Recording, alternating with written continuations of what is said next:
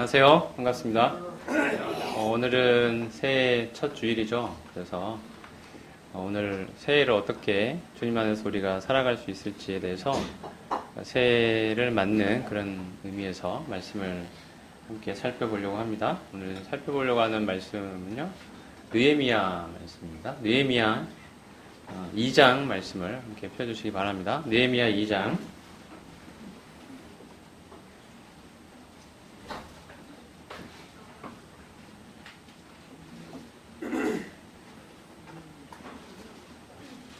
2장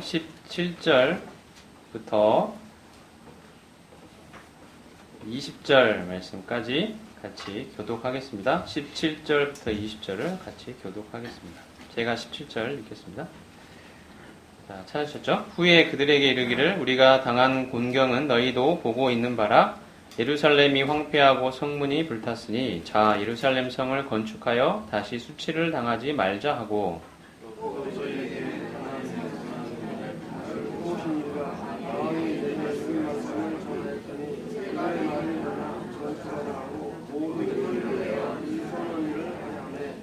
호론 사람 산발락과 종이었던 암몬 사람 도비아와 아라비아 사람 게셈이 이 말을 듣고 우리를 업신여기고 우리를 비웃어 이르되 너희가 하는 일이 무엇이냐 너희가 왕을 배반하고자 하느냐 하기로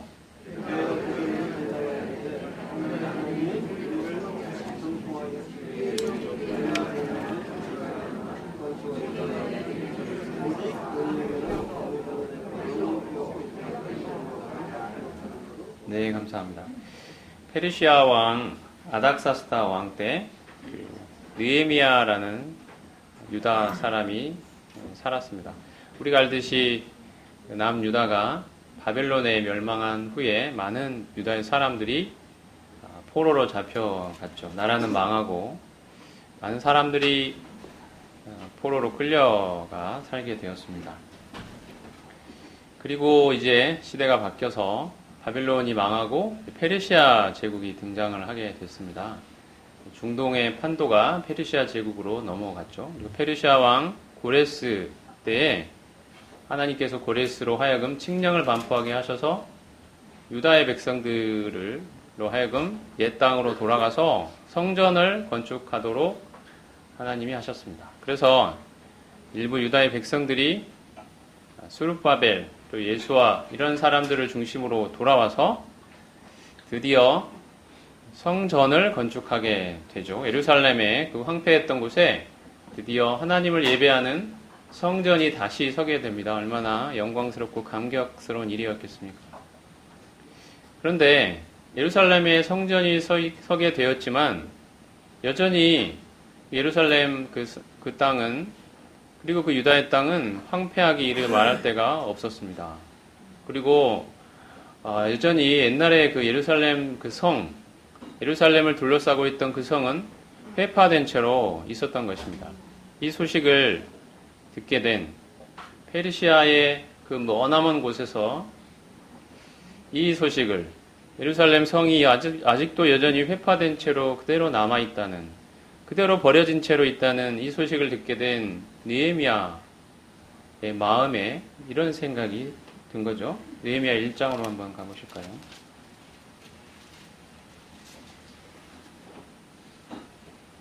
자, 1장 3절 보겠습니다. 1장 3절 3절과 4절 제가 읽어보겠습니다. 그들이 내게 이르되 사로잡힘을 면하고 남아있는 자들이 그 지방 거기에서 큰 환난을 당하고 능욕을 받으며 예루살렘 성은 허물어지고 성문들은 불탔다 하는지라.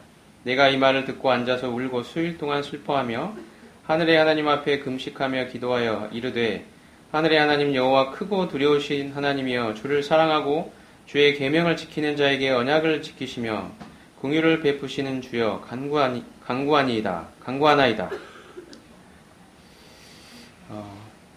6절 이하의 이제 기도의 내용들이 나옵니다. 느헤미야는 그 소식을 듣고 앉아서 울고 수일 동안 슬퍼하며 하나님 앞에 기도했다고 되어 있습니다.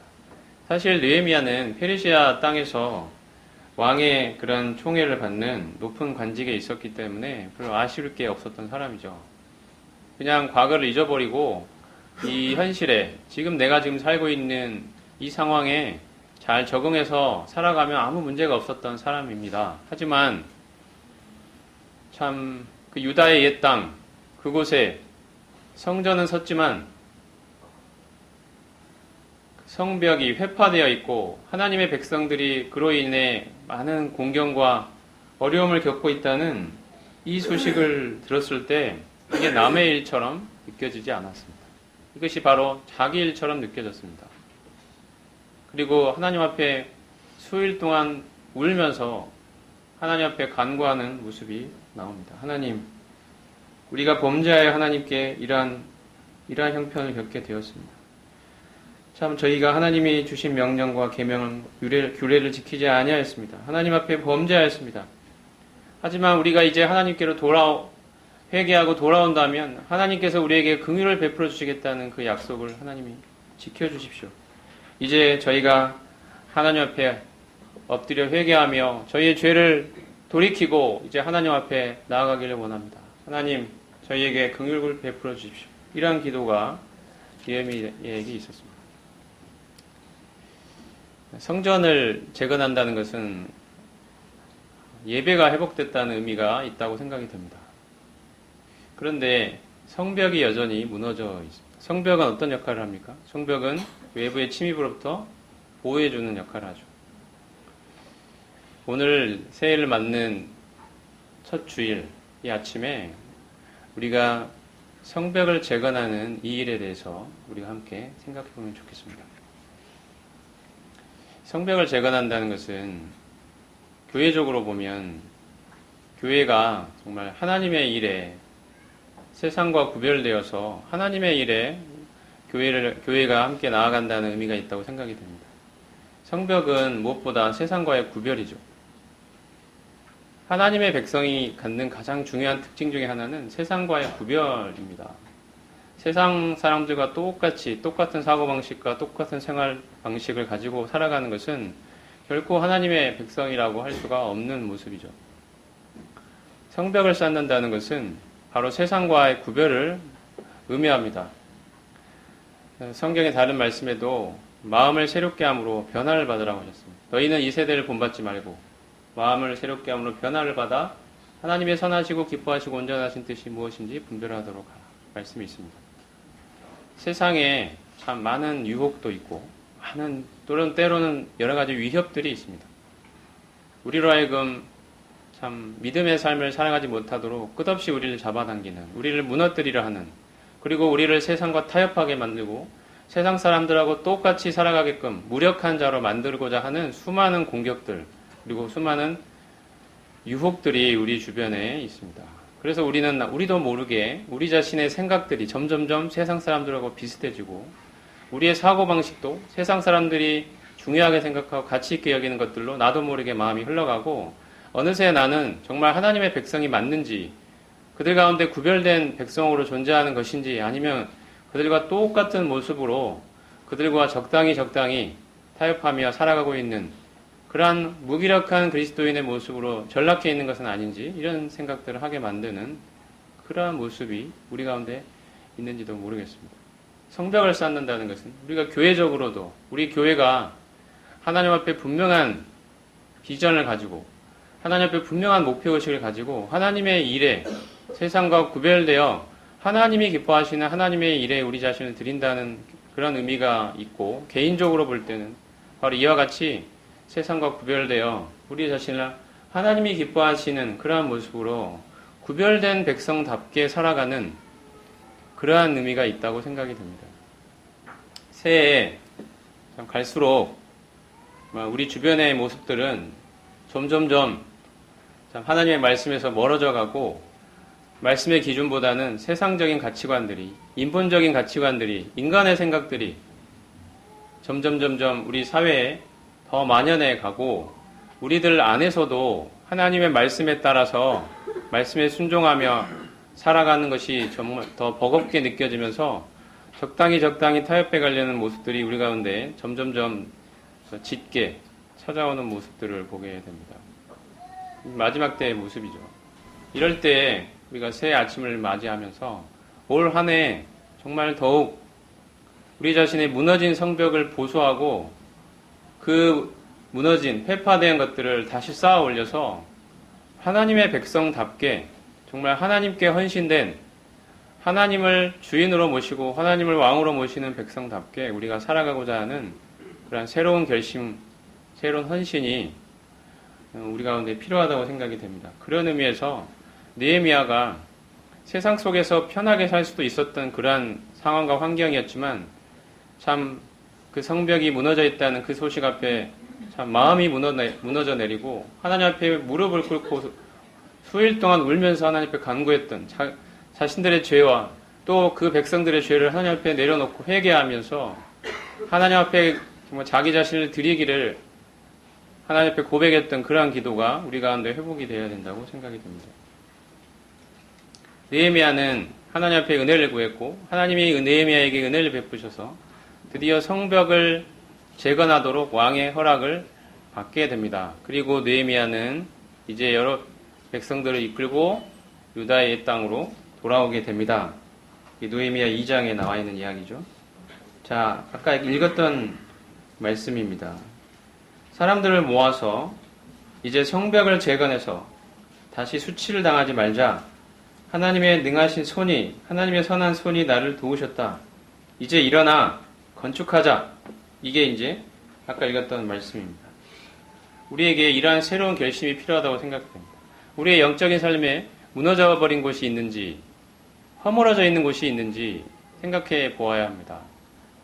나도 모르게 내 마음속에서 타협하고 있는 것이 있는지, 하나님 앞에 내 삶을 전적으로 드리지 못하고 좋게 세상 사람들이 원하는 모습대로 하나씩 타협하다 보니 어느새 성벽이 무너져 있어서 세상의 것들이 그냥 아주 자연스럽게 내 마음속으로 쉽게 들락거리는 그러한 모습으로 내 마음의 성벽이 무너져 있지는 않는 것인지 생각해 보아야 된다고 생각합니다. 이럴 때 하나님의 말씀은 일어나 건축하라고 말씀하신다고 생각이 됩니다.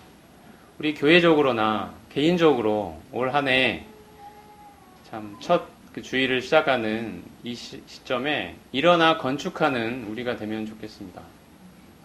다시 무너져버린 성벽을 다시 쌓아 올려야 합니다. 하나님의 은혜로 이 일이 우리 가운데 일어나기를 원합니다. 우리 이대로 이렇게 살아갈 수는 없습니다. 하나님의 자녀답게, 하나님의 구별된 백성답게 살아가야 되지 않겠습니까? 하나님의 은혜, 하나님의 참 놀라운 역사를 우리가 경험한 사람들입니다. 그러한 사람들이 세상 사람들하고 똑같은 모습으로 살아갈 수는 없는 것입니다. 이렇게 우리가 새로운 결심으로 하나님 앞에 나아가려 할 때 늘 우리 앞에 방해하는 세력들이 나타나게 됩니다. 자, 19절을 보시면 10절과 19절에 특별히 19절을 보시면 호론 사람 산발랏, 암몬 사람 도비야, 아르벨 사람 게셈이 나옵니다. 호론 사람 산발랏은 모압 자손이고요. 암몬 사람은 도비야는 암몬 자손입니다. 그리고 아라비아 사람 게셈은 이스마엘 자손이죠. 모압, 암몬, 이스마엘 이 민족들은 전부 이스라엘 주변에서 이스라엘 민족을 괴롭히던 그러한 민족들입니다. 이러한 사람들이 끝없이 이스라엘 주변에서 하나님의 일을 방해하고 대적했습니다. 우리에게 적용해 본다면 이것은 하나님의 역사를 방해하는 육신의 힘이라고 할 수 있습니다. 우리 가운데 이 모압과 암몬과 이스마엘 이 육신이 바로 내 안에 있는 것입니다. 끝없이 우리 자신을 끌어당기고 우리를 연약한 가운데로 끄집어 당기는 이 육신이 계속해서 우리를 방해합니다. 우리는 이 육신을 이기고 하나님이 기뻐하시는 삶을 살아가야 합니다. 느헤미야는 이러한 삶이 있어서 이러한 삶을 가능케 하는 그 원동력이 20절 말씀에 보면 이거라고 이야기합니다. 하늘의 하나님이 우리를 형통하게 하시리니 그의 종들인 우리가 일어나 건축하려니. 우리가 하늘의 하나님을 모시고 있는 존재라는 거죠. 우리 자신의 그 강함에 있지 않다는 것입니다. 내 자신의 능력에 있는 게 아니라는 것입니다. 우리를 형통하게 하시는 분은 하늘의 하나님이라는 거죠. 우리는 그의 종이라는 것입니다. 하늘의 하나님이 바로 내 인생의 주인이시고 그분이 나의 모든 것이 되신다는 거죠. 이 하나님이 나를 형통하게 하신다는 거죠. 내 힘과 내 능력으로 이 무너진 성벽을 일어나 재건하는 일을 해낼 수 없습니다. 우리에게 끝없이 육신이 우리를 방해합니다. 우리를 무너뜨리려고. 육신을 이길 수 있는 힘은 오로지 내 안에 계시는 거하시는 하나님입니다. 하늘의 하나님이 바로 내 안에, 이제 내 안에 들어와 거하고 계십니다. 내 자신의 능력과 내 자신의 힘, 새로운 결심들이 우리를 구원할 수 있는 것이 아니라, 바로 우리를 형통하게 하는 것이 아니라 바로 하나님께서, 내 안에 계시는 하나님께서 형통하게 하십니다. 느헤미야는 하나님의 선한 손이 우리와 함께 하실 것이라고 사람들을 격려하고 있습니다. 이러한 격려가 우리에게도 있기를 원합니다. 하나님이 일에 함께 하십니다. 우리가 우리의 마음을 모아 우리를 세상으로부터 구별시키고 하나님의 온전하게 구별되는 백성으로 우리 자신을 하나님께 드리고자 할 때, 우리 스스로의 힘으로는, 우리 안에 육신 때문에 많은 방해를 겪지만 하나님이 일에 함께 하신다는 것입니다. 이것이 없이는 결코 우리는 이 일을 해낼 수 없습니다. 하나님의 선한 손이 이 일에 함께 하신다. 하나님이 일을 기뻐하신다. 하나님이 내 안에서 역사하신다. 나는 연약하고 힘이 없지만 내 안에 계시는 하나님이 이 힘을 주시고 이 일을 주관하시고 나의 주인 되셔서 이 일을 이끌어 가신다는, 내가 이 하나님을 의지하겠다는 바로 이 같은 믿음이 우리를 마침내 승리로 이끌어 갈 것입니다.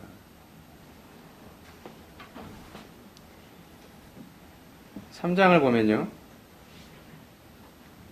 드디어 이스라엘 백성들이, 유다의 백성들이 성벽을 재건하기 시작합니다. 벽돌을 쌓고 문짝을 달고 이렇게 하면 건축의 일들이 쭉 일어나게 되는 모습이 3장에 나옵니다. 그리고 나서 4장을 보면요, 일들이 이렇게 진행이 되니까 4장을 보면 또 대적들이 방해하기 시작합니다. 굉장히 집요한 방해가 있는데요. 4장 2절과 3절에는 조롱이 있습니다. 조롱. 자기 형제들과 사마리아 군대 앞에서 일러 말하되 이 미약한 유다 사람들이 하는 일이 무엇인가?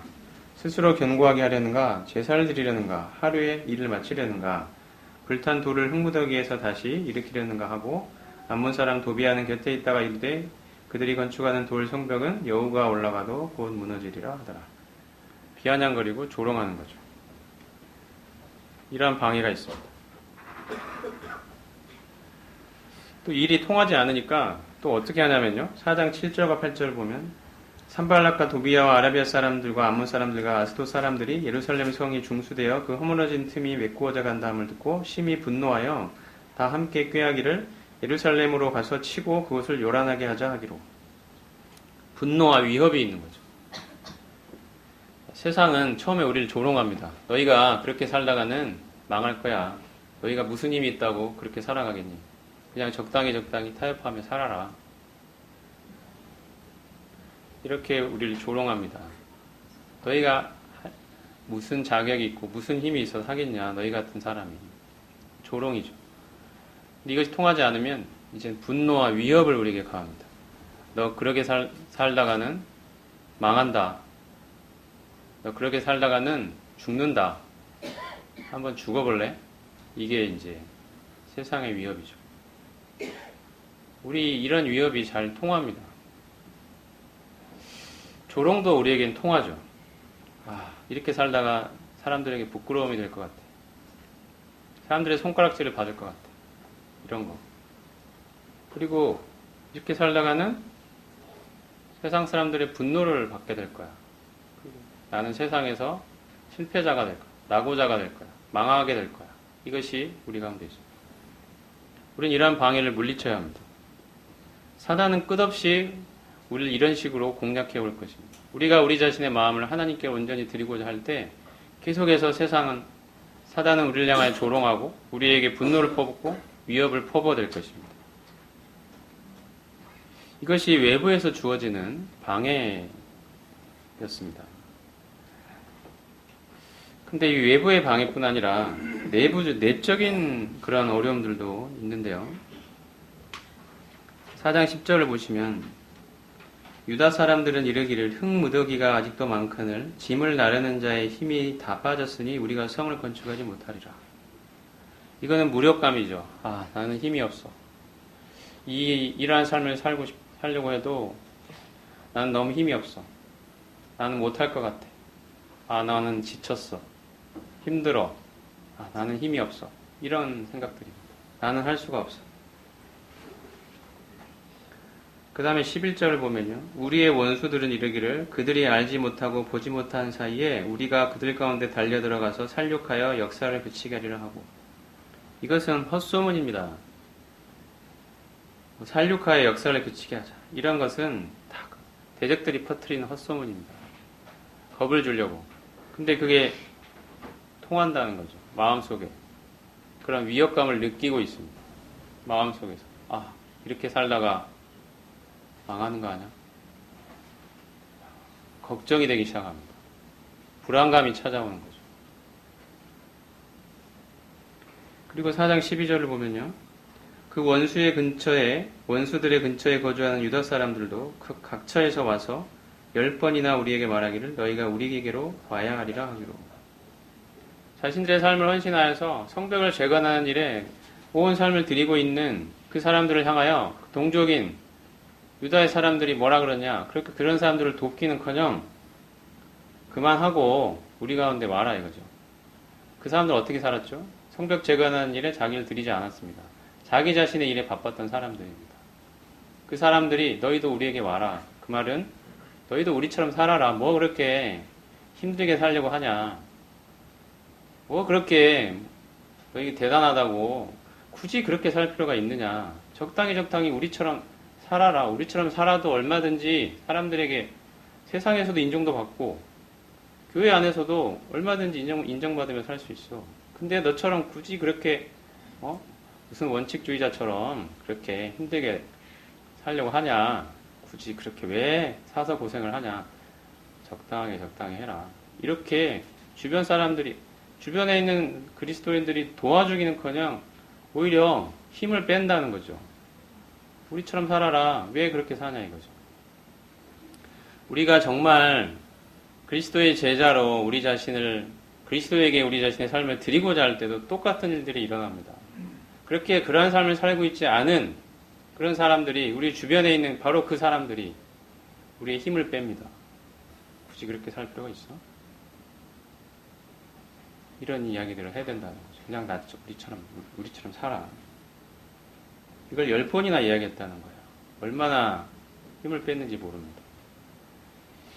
외적으로는 많은 그 원수들이 조롱하고 분노하고 위협하고 있는데 내적으로는 나는 힘이 없어 라는 무력감, 이러다가 큰일 나는 거 아니야 라는 불안감, 그리고 안에서 같이 힘을 모아도 부족할 판에 스스로 안에서부터 이렇게 힘이 빠지는, 헌신되지 못한 사람들 때문에 힘이 빠져버리는 이런 모습들, 이런 것들이 수없는 방해가 있었던 거죠. 근데 여기에 대하여 느헤미야는 이렇게 이야기합니다. 4장 14절을 볼까요? 14절. 자, 내가 돌아본 후에 일어나서 귀족들과 민장들과 남은 백성에게 말하기를 너희는 그들을 두려워하지 말고 지극히 크시고 두려우신 주를 기억하고 너희 형제와 자녀와 아내와 집을 위하여 싸우라 하였느니라.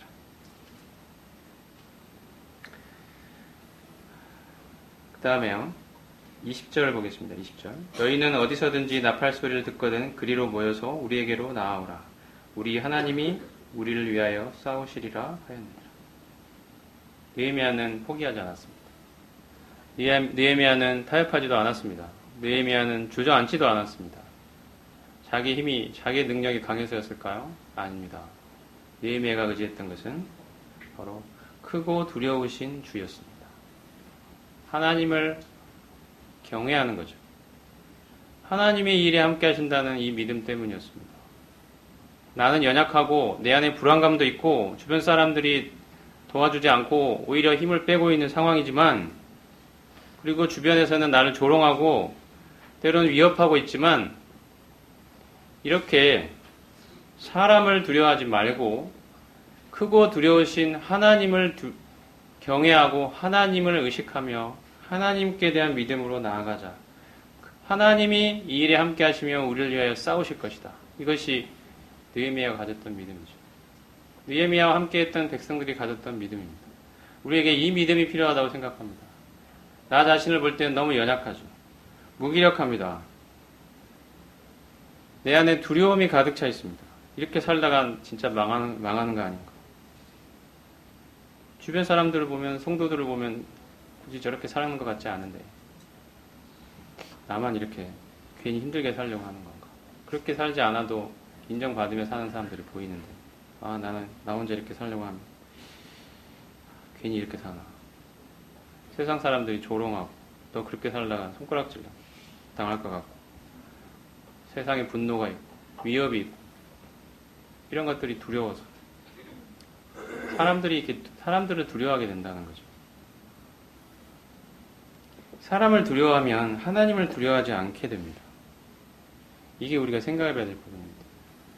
사람을 두려워하면요, 하나님을 두려워하지 않아요. 하나님이 무엇을 기뻐하시고 하나님이 어떤 일에 함께 하시는지에 대해서 의식을 못하게 됩니다. 그런데 하나님을 두려워하면 사람을 두려워하지 않게 됩니다. 이것이 영적인 원리입니다. 정말 하나님을 두려워하는 그런 마음을 갖게 되면 사람들이 두려워해지지 않는 것입니다. 하나님이 두려운 존재이기 때문에. 사람이 두렵습니까? 하나님이 두렵습니까?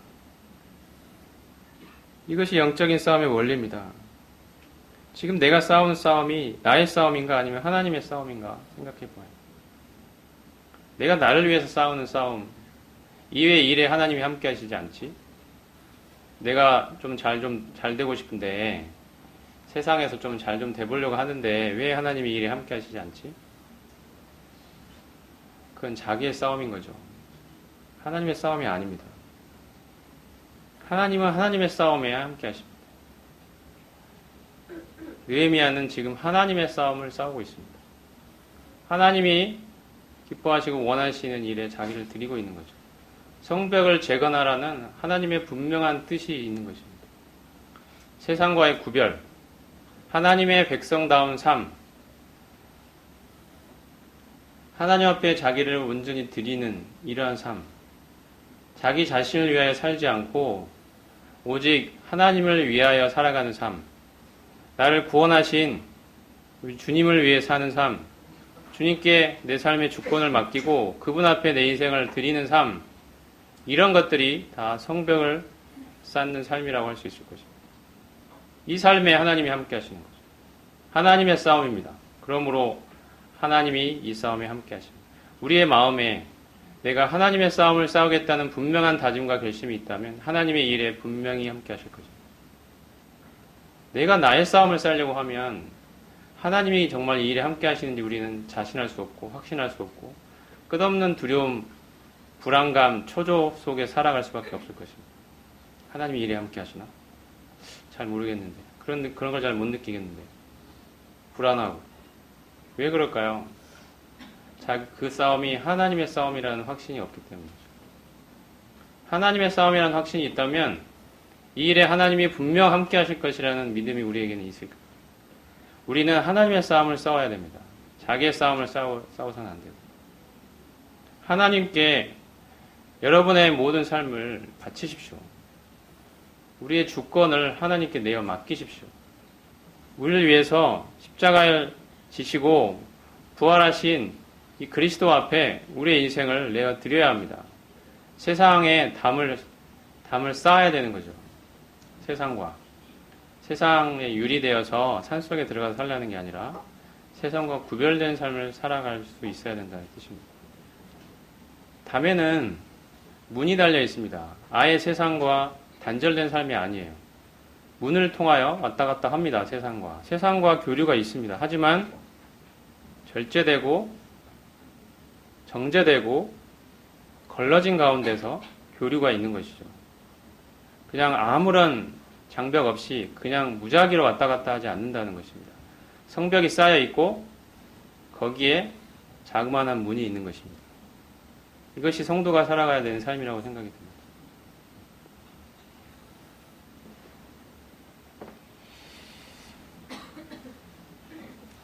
그 5장을 보면요. 느헤미야 5장을 보면 가난한 백성들이 부자들에게 돈을 빌렸다가 갚지 못해서 밭과 포도원을 뺏기고 심지어 딸들을 종으로 내줘야 되는 사건이 나옵니다. 자, 이렇게 되는 것이 명백한 범법 행위는 아니었지만 지금 현재 온갖 어려움과 외부 대적들의 위협 속에서 성벽 재건에 온 힘을 모아야 하는 유대 거민들의 사기를 저하시키고 분열을 가져오는 그러한 행위였습니다. 그래서 느헤미야는 그들 앞에서 이 문제를 어떻게 해야 되나 생각하기 끝에 자신이 먼저 본을 보입니다. 저당물들을 다 돌려줍니다. 이자를 포기하라고 호소합니다. 그리고 이를 위해서 느헤미야는 하나님을 경외함으로 행하라고 그들 앞에 요구했습니다. 5장 9절을 보시면 내가 또 이르기를 너희의 소행이 좋지 못하도다. 우리의 대적 이방 사람의 비방을 생각하고 우리 하나님을 경외하는 가운데 행할 것이 아니냐. 그것이 죄이거나 율법을 어기는 행위는 아니지만 지금 우리가 닥쳐있는 이 상황, 우리는 지금 무슨 소풍을 와 있거나 무슨 휴가를 와 있는 게 아니다. 우리는 지금 영적인 싸움을 싸우고 있는 사람들이다. 우리의 대적은 끝없이 우리 가운데 분란을 일으키고 우리 가운데 참 많은 문제들을 일으키고 우리의 힘을 빼서 우리를 통해 하나님이 이루고자 하신 일을 못하도록 우리를 끝없이 방해하고 있는 이 현실인데 우리가 내부적으로 무너져서야 되겠느냐는 것이죠. 우리가 힘을 모아서 참 하나님이 이 마지막 때에 우리를 통해 이루고자 하시는, 우리 교회를 통해 이루고자 하시는 이 하나님의 일에 우리를 드려야 되는 이러한 상황인데 우리 안에서 일어나는 여러 가지 것들 때문에 힘이 빠지고 분열이 일어나고 사기가 저하되고 이런 일들이 있었어야 되겠느냐. 이게 느헤미야의 호소였습니다. 이러한 호소는 지금도 우리에게도 동일하게 유효하다고 생각이 됩니다. 우리 안에서 이것이 명백한 죄나 불법이 아니라 할지라도 다른 성도들을 세워주고 그들의 사기를 높여주고 그들의 덕을 세우기 위해 스스로의 자유를 제한하고 나를 낮추고 다른 성도들을 섬겨야 되는 일들이 우리 가운데 있으면 좋겠습니다. 이것은 강요할 수 있는 일은 아니죠. 느헤미야는 강요하지 않았습니다. 호소했습니다. 우리가 지금 처해 있는 상황 속에서 우리가 힘을 모아야 되지 않겠느냐. 그러니 우리 각자가 먼저 본을 보이자. 다른 사람의 약점이 발견될 때 그것을 비방하고 비난하고 이럴 게 아니라 함께 그들 안에서 그들을 섬기는 자가 되자. 그들의 연약을 우리가 친히 짊어지자. 이게 우리가 보여야 될 태도가 아니겠느냐 하면서 스스로 먼저 본을 보였습니다. 이러한 태도가 우리에게 필요하다고 생각이 듭니다. 우리가 새해 올해에는 교회 안에서 이러한 일들이 많이 일어나면 좋겠습니다. 서로의 연약을 짊어지는 우리가 되면 좋겠습니다. 이러한 일들은 하나님을 경외함으로 이루어 가능한 일입니다. 느헤미야는 우리가 하나님을 경외함으로 이렇게 하자고 호소하고 있습니다. 하나님을 경외하는 마음이 있을 때, 사람을 의식하는 게 아니고요. 하나님 앞에서 행할 때, 인간들로부터의 인정이나 평가를 의식하지 않고 오직 하나님을 경외하는 마음으로 하나님 앞에서 행하는 자세가 있을 때 이렇게 살아갈 수가 있을 것입니다. 6장을 보면요. 또 다른 방해가 또 시작됩니다. 대적들의 마지막 방해 공작들입니다. 좀 더 체계적이고 집요하게 나오는데요. 6장 2절부터 4절을 보면 느헤미야를 제거하려고 합니다. 산발락과 게셈이 내게 사람을 보내어 이르기를 오라 우리가 오노 평지 한 촌에서 서로 만나자 하니 실상은 나를 해하고자 함이라. 우리가 만나서 뭔가 좀 평화스러운 이야기를 해보자. 이렇게 평화회담을 제안하고 나서 느헤미야를 나오게 한 후에 없애버리려는 그러한 시도를 하게 됩니다. 그리고 6장 5절부터 9절을 보면요.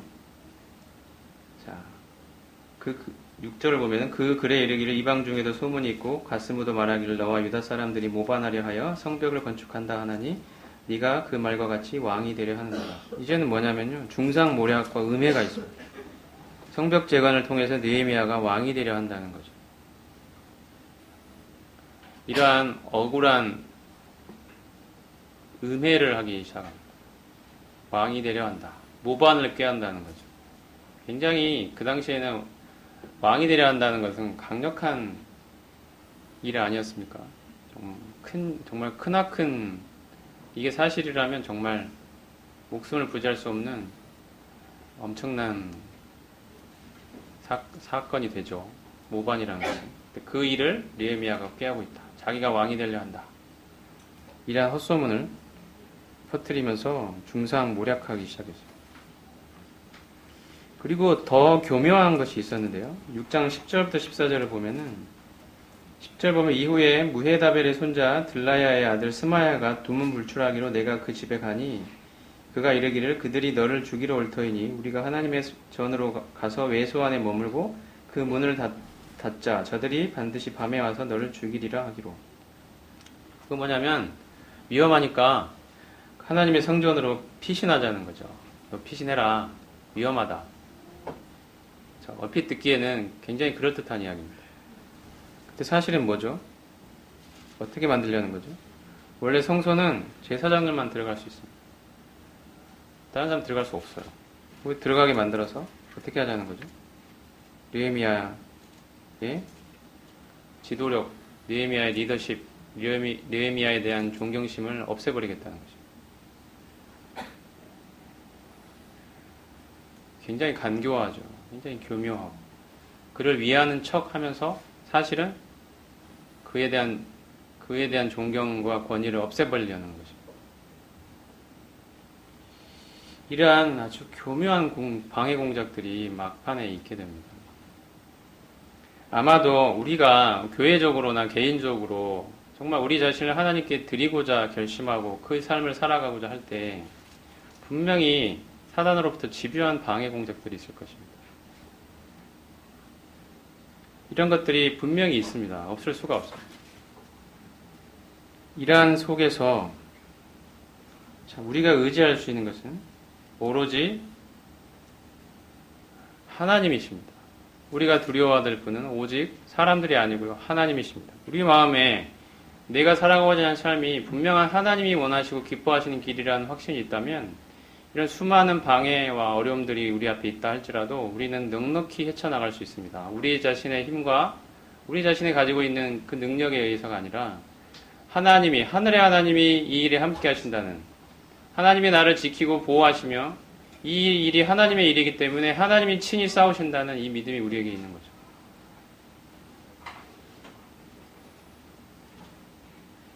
드디어 마침내 6장 15절 보면 성벽 공사가 끝나게 됩니다. 성벽 역사가 52일 만인 엘룰월 25일에 끝남에 우리의 모든 대적과 주위에 있는 이방 족속들이 이를 듣고 다 두려워하여 크게 낙담하였으니 그들이 우리 하나님께서 이 역사를 이루신 것을 알미니라. 여러분, 성벽 재건을 누가 이루었습니까? 바로 하나님이 이루신 것입니다. 하나님이 이 일을 시작하시고 이 일에 함께 하시고 마침내 이 일을 이루셨다고 지금 고백하고 있는 것입니다. 하나님의 일이기 때문에 올해 우리가 하나님의 일에 참여하기를 원합니다. 하나님의 싸움을 싸우기를 원합니다.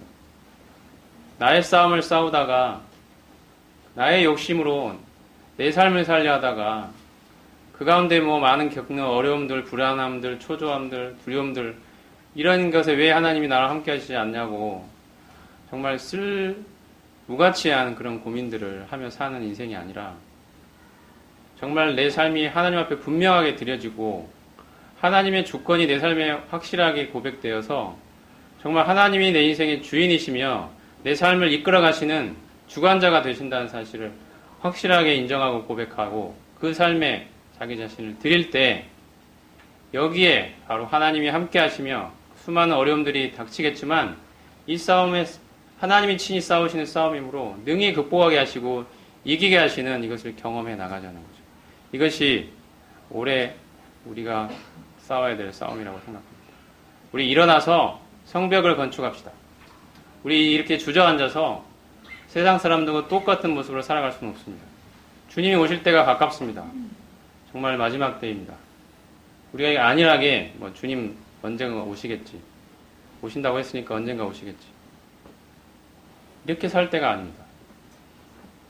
주님 오실 때가 참으로 가깝습니다. 마지막 때입니다. 우리가 힘을 내야 합니다. 주님 앞에 서야 될 때가 가까이에 다가오고 있습니다. 우리의 인생을 어떻게 살아야 되겠습니까? 세상 사람들하고 똑같이 살아가야 되겠습니까? 세상에 파묻혀서 그렇게 살 수는 없습니다. 우리는 그렇게 부름받은 사람들이 아닙니다. 일어나 성벽을 건축합시다. 성벽을 재건합시다. 무너져 있는 성벽을 다시 쌓아 올립시다. 세상과 구별된 하나님의 자녀다운 백성으로 살아가자는 것입니다. 이것이 우리의 힘과 우리의 다짐, 우리의 결심으로 가능한 게 아니죠. 하나님이 이 싸움에 함께 하신다고 하나님이 직접 싸우시고 친히 싸우시는 싸움입니다. 이 싸움을 경험하자는 거죠. 올 한 해 하나님의 싸움을 싸웁시다. 일어나서 성벽을 건축하는 우리가 되면 좋겠습니다. 함께 이 일에 힘을 모아서 교회적으로도 우리가 하나님의 일에 우리 대학로교회가 이 일에 우리가 함께 우리 자신을 드리고 개인적으로도 세상 속에서 구별된 하나님의 자녀답게 하나님께 내 삶을 드리는 올 한 해가 되기를 원합니다. 같이 기도하겠습니다. 하나님, 참 저희는 영적인 싸움을 싸우고 있습니다.